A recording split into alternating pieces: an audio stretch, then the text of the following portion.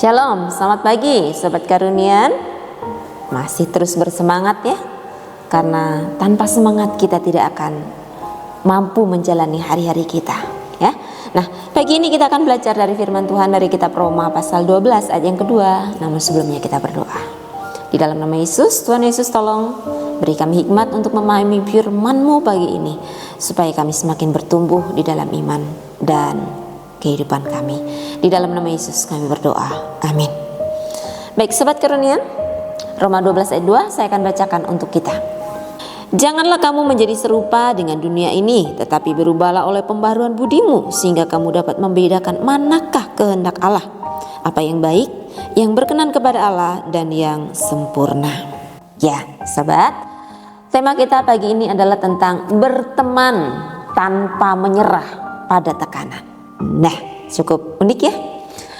Masa remaja dan sekolah adalah masa di mana pertemanan terjadi dan menjadi sangat penting dalam kehidupan kita, ya toh? Nah, tidak sedikit siswa yang merasa bahwa dirinya dalam kelompok pertemanan adalah segalanya. Jadi teman itu pokok segala-galanya lah, yang asik lah, yang menyenangkan lah ya.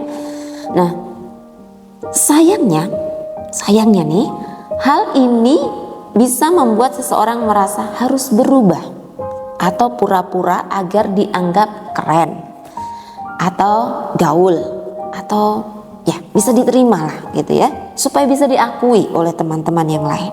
Nah, Alkitab justru mengingatkan kita untuk tidak menjadi serupa dengan dunia ini ya, yaitu tidak ikut-ikutan, artinya tidak mengikuti standar dunia ini yang bertentangan dengan nilai-nilai Kristiani ya, nilai-nilai kebenaran. Misal ikut berkata kasar. Nah, biasanya itu seperti penyakit ya, seperti virus ya, ketika temannya ngomong kasar satu, wah, akhirnya besoknya kita mendengar, merembet dan ikut-ikutan ngomong yang kasar. Nah, ini tidak boleh. Ini sesuatu yang salah ya.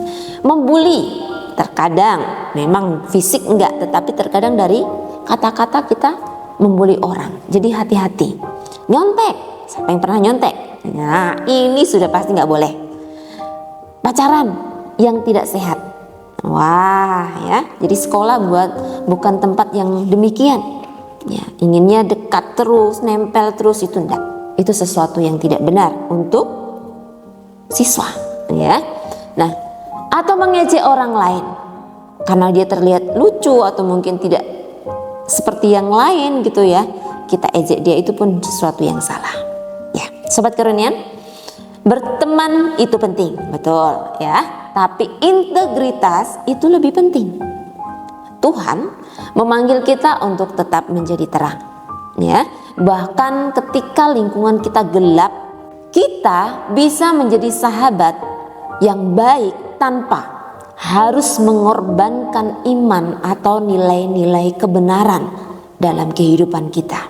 Persahabatan yang sehat tidak mendorong kita untuk menjauh dari Tuhan, tetapi semakin membawa kita dekat dengan Tuhan ya. Semakin membawa kita semakin lebih baik, itu persahabatan yang sehat. Jadi perhatikan ketika kita bergaul, berteman dengan sesama. Ketika itu membawa dampak yang positif, boleh terus dilakukan, dijalani. Tetapi ketika teman kita membawa dampak yang negatif, lebih baik kita berjaga-jaga supaya kita tidak ikut jatuh di dalamnya ya. Jadi Sobat Karunian, marilah kita semakin bijaksana sebagai orang-orang yang semakin mengasihi Tuhan.